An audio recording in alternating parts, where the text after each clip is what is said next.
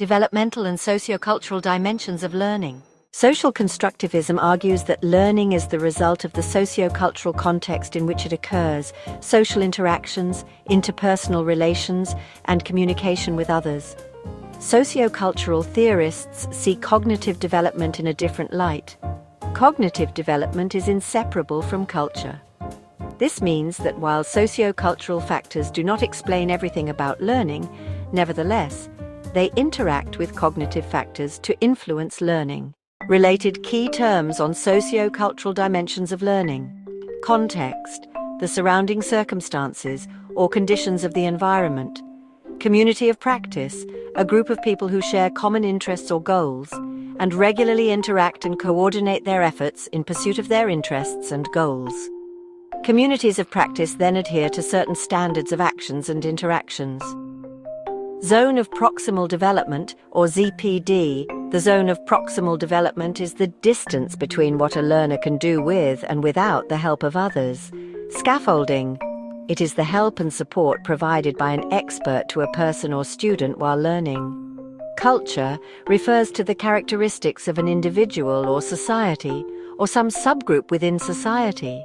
It includes the values, beliefs, and notions about acceptable and unacceptable behavior. Socio-cultural learning theory refers to the emphasis on the social contexts of learning and the idea that knowledge is mutually built and constructed. That involvement with others creates opportunities for students to evaluate and refine their understanding as they are exposed to the thinking of others and as they participate in creating shared understanding. Social contexts provide an important mechanism for developing students' thinking.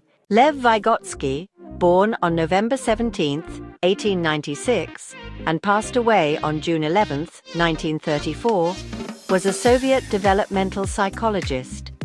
He laid some of the groundwork for contextual theories by espousing that society and culture provide many concepts and strategies that children can use in thinking about and solving everyday problems. Vygotsky's theory later came to be known as the socio-cultural theory of learning. Key ideas and concepts in Vygotsky's theory. First, some cognitive processes can be seen in a variety of species, but some are unique to human beings. Second, through both informal conversations and formal schooling, adults convey to children how the culture interprets and responds to the world. Third, every culture not only teaches its members how to interpret their experience, but also passes along the physical and cognitive tools that make daily living more effective and efficient. Fourth, thought and language became increasingly interdependent in the first few years of life. Fifth, complex mental processes emerge out of social activities. Sixth, children appreciate their culture's tools in an idiosyncratic manner. Seventh, children can accomplish more difficult tasks if they are assisted by people who are more advanced and competent than they are. Eighth, challenging parts promote maximum cognitive growth.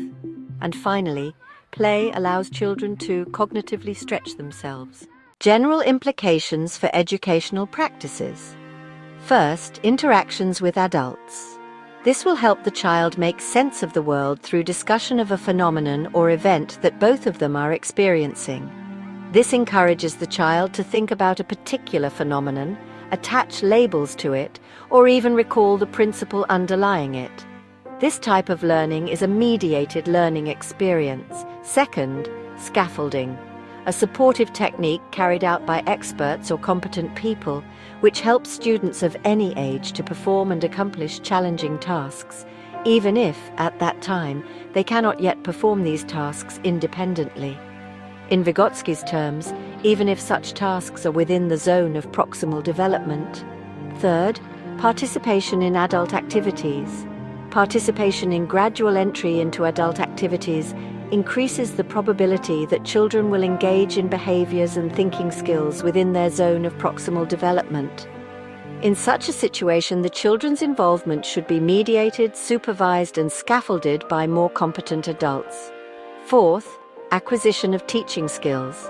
This is also one benefit gained from the use of a socio-constructivist approach to learning. As children acquire and gain new and first-hand information and skills from experienced members of the community, they can, in return, teach their new knowledge to others. And fifth, dynamic assessment. This often reveals a more objective evaluation of children's cognitive capabilities than general assessments do. Dynamic assessment requires first the identification of tasks that children cannot do independently, then providing in-depth instruction and practice in developing cognitive behaviors along these tasks, and finally determining the extent to which the learner benefited from the intervention. Teaching, methodologies, approaches and techniques in socio-constructivist learning. First, peer tutoring. This involves allowing students to act as tutors. Time should be spent on training tutors. Second, cooperating in learning. This is giving opportunity for students to work in small groups and help each other learn. And third, group discussion. A problem-solving task may be assigned to a group, and the group can develop its structure on how to go about solving the problem.